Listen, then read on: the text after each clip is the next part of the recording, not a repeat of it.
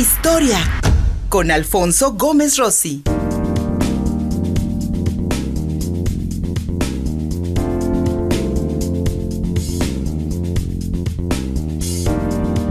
Muchas gracias al doctor Alfonso Gómez Rossi por acompañarnos este lunes para que hablemos en su revisión histórica de el culto a Benito Juárez, el héroe de la Reforma, mi querido amigo, el benemérito de las Américas, esta identidad histórica que se ha creado a lo largo de los años y que ha sido utilizada también por varios regímenes a conveniencia, hay que decirlo.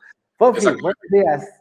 Hola, buenos días. Y sí, es un tema muy interesante. Casi siempre en este día hacemos una reflexión sobre la biografía de Benito Juárez, pero apenas, no tiene mucho, salió un libro de Rebeca Villalobos que trata justamente sobre la evolución histórica del culto a Juárez, ¿no? Y resulta que es mucho más interesante a veces que solamente ver la historia, ¿no? Porque generalmente a Juárez o se le ama o se le odia, ¿no? Y se ha construido toda una mitología en torno a ello, pero lo que es interesante de la obra de Villalobos es justamente cómo se fue construyendo esta mitología, ¿no? Entonces, ¿qué es lo que va a pasar? Rebeca Villalobos nos propone que hay tres momentos históricos en el que la figura de Juárez va a sufrir un cambio en la cultura popular. El primer momento es en julio de 1872. Benito Juárez es el segundo presidente de la historia que muere en el poder. Ahora, no hay muchos, ¿eh? El primero es un desconocido que se llama Miguel Barragán, que muere de tifo en 1836. Era muy querido por el pueblo, pero la verdad no lo recordamos. También otros jefes de Estado que murieron en el poder fue Maximiliano, que fue fusilado y que sus seguidores consideraban emperador, Francisco I. Madero, que fue asesinado, Álvaro Obregón, que era presidente electo y fue asesinado, y también Venustiano Carranza, ¿no? Entonces, Benito Juárez tiene la distinción de ser el primer presidente al que se le va a hacer un funeral de Estado justamente después de su muerte. Él muere en 1872 de angina de pecho, ¿no? Ahora bien, estamos hablando también de una época histórica muy importante porque es la época de la Segunda Revolución Industrial. Y la Segunda Revolución Industrial se va a caracterizar por ser un periodo de la historia en el que la gente va a tener mucho más tiempo para leer, para actividades de placer y para tratar de entender lo que significa el Estado-Nación. Este movimiento va a surgir a partir de la Inglaterra del siglo XIX y se va a copiar en Francia y posteriormente en México. Entonces, lo que vamos a ver es que se va formando una idea del Estado-Nación a partir de la muerte de las personas. Esto lo vamos a ver con la reina Victoria, que pierde a su marido y a su mamá en 1861 y convierte el culto al príncipe Alberto en un deber del Estado, ¿no? Y lo que vamos a ver es que nosotros copiamos entonces este patrón en el que Benito Juárez va a ser visto como un héroe de Estado. Ahora bien, muere en 1872, pero no era querido por mucha gente. De hecho, en el momento en el que él muere, el Partido Liberal está dividido en digámoslo que en dos facciones, ¿no? Por un lado, Benito Juárez y por otro lado, Porfirio Díaz. Porfirio Díaz se había levantado en armas un año antes con el Plan de la Noria para derrocar a Benito Juárez. Entonces, a él le toca morir en un momento histórico en donde su partido está debilitado y donde su popularidad ha disminuido. Benito Juárez entonces se elabora un funeral de Estado siguiendo estos lineamientos de Europa sobre lo que es la muerte unida con el Estado-Nación y se lleva en procesión su cuerpo hasta el Panteón de San Fernando. Y a partir de 1872 y hasta 1887, lo que vamos a ver es que se va a conmemorar el aniversario luctuoso de Benito Juárez. Se va a hacer una serie de ceremonias, generalmente por los masones, que van a involucrar la tumba de Benito Juárez, pero en 1887 ocurre algo muy interesante.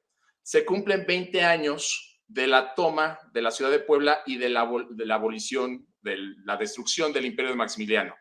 Y Porfirio Díaz se identifica con el éxito de 1867.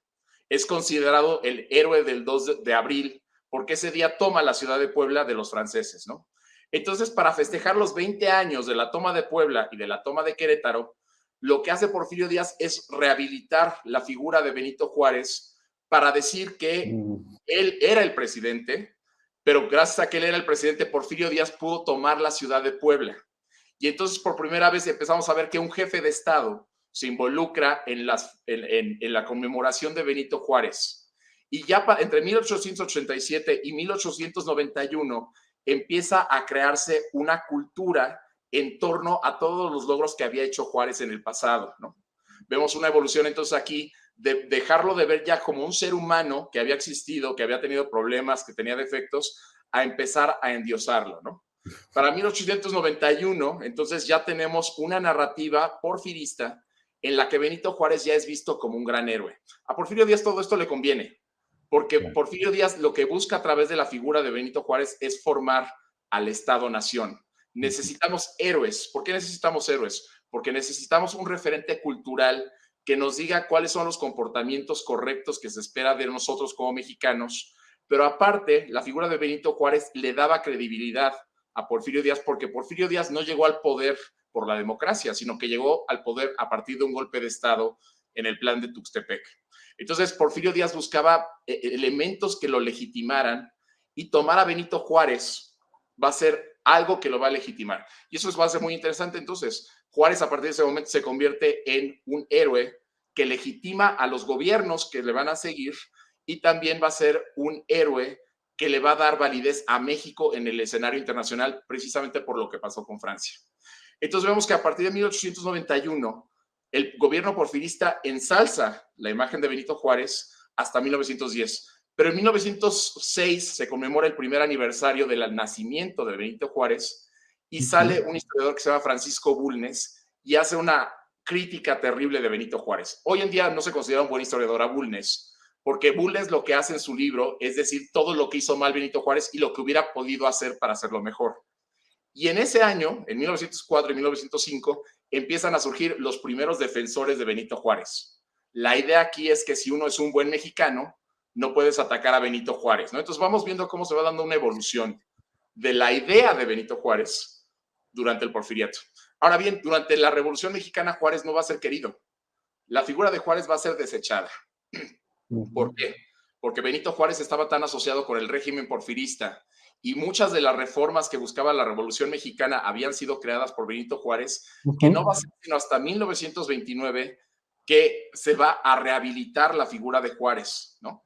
Cuando empieza el maximato, termina Plutarco Elías Calles y empieza una figura de rehabilitación de Benito Juárez. Esta figura de rehabilitación de Benito Juárez, que dice, ya no se ve a Benito Juárez como el héroe de los liberales, sino que ahora se le va a ver como el primero de los mexicanos, ¿no? El mexicano que lucha contra el extranjero, el mexicano que le da legitimidad a todos los gobiernos a partir de ese momento. Y va a ser importante la representación de Benito Juárez en las películas, en los libros, en las esculturas y en las pinturas, sobre todo en las pinturas muralistas, pero también en la educación. En la educación va a ser muy importante que a Juárez se le vea como a un héroe que nunca vaciló. Representa entonces a partir de este momento ya no los ideales del porfiriato, sino los ideales de la Revolución Mexicana. Y entonces vemos que un Juárez que no se reconocería a sí mismo, ¿no? Que de acuerdo a cada régimen va a ir cambiando la percepción que se tiene de Benito Juárez. Las leyes de reforma como el antecedente inmediato de la Revolución Mexicana de 1910, mi querido Fofi. Pero se contradicen. A final de cuentas, las leyes de reforma contradicen a la revolución. Pero no importa, porque en el imaginario colectivo, Juárez rebasa cualquiera de esas ideas. Y entonces los gobiernos lo van a utilizar como esta figura que da legitimidad.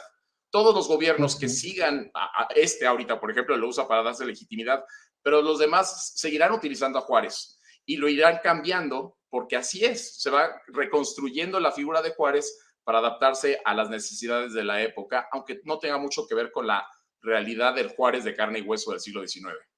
Efectivamente, en el imaginario colectivo y especialmente en aquel imaginario infantil, escolar, en el que se nos va presentando a Benito Juárez como un pastorcito que de origen humilde, de origen indígena, oaxaqueño, que con gran esfuerzo llegó a ser licenciado y hasta ser presidente llegó, como dice una canción por ahí. Mi querido Alfonso Gómez Rossi, ¿ha servido en algo para, digamos, legitimar la figura del mexicano, para que te sientas orgulloso incluso de tus raíces indígenas? Me parece que a lo largo de los siglos este canto pues tampoco ha tenido mucho efecto, ¿no? Bueno, la realidad es que esta idea del niño pastorcito que deja San Pablo de Guelatao tenía connotaciones racistas en el siglo XIX y en el siglo XX. ¿Por qué? Porque el porfiriato no buscaba rescatar a los indígenas de México, sino que utilizaba a Juárez para decirles, oigan, ustedes pueden cambiar también. Dejen sus costumbres, dejen de comer quelites, dejen de comer maíz y conviértanse en el hombre europeo que Benito Juárez se convirtió. Entonces vemos que en el Porfiriato, Juárez como indígena va a ser visto como un ejemplo para que los indígenas dejen de ser indígenas, ¿no? Pero a partir de la Revolución Mexicana, Juárez es visto como un indígena, pero no solamente como un indígena, sino como un mexicano. Y ser mexicano en el siglo XX es ser mestizo. Entonces, nuevamente se le niega la posibilidad de ser indígena o de darle un lugar a los indígenas en la cultura, sino que se empieza a ver a Juárez entonces como el mexicano, ¿no? La representación de lo que debemos ser el mexicano, pero se le ha rechazado sus raíces indígenas a través de la historia. No se le dan validez. De hecho, esta narrativa en la que él deja su pueblito atrás sirve para reafirmar que los indígenas son problemáticos en la construcción cultural porque representan el retraso, ¿no? Y que para poder ser un buen mexicano uno tiene que dejar eso atrás. Un proceso de blanquitud para Benito Juárez, para su identidad y sobre todo para la identidad mexicana, que dejemos de ser indígenas para que entonces nos convirtamos en mestizos y si se puede, un poquito más en blancos. Mi querido Alfonso Gómez Rossi, como siempre agradecidos por estas reflexiones. Mi querido Fofi, ¿dónde te podemos encontrar mientras tanto? En Twitter, @Fofi5. Síguenos en Facebook y Twitter. Estamos contigo, Puebla.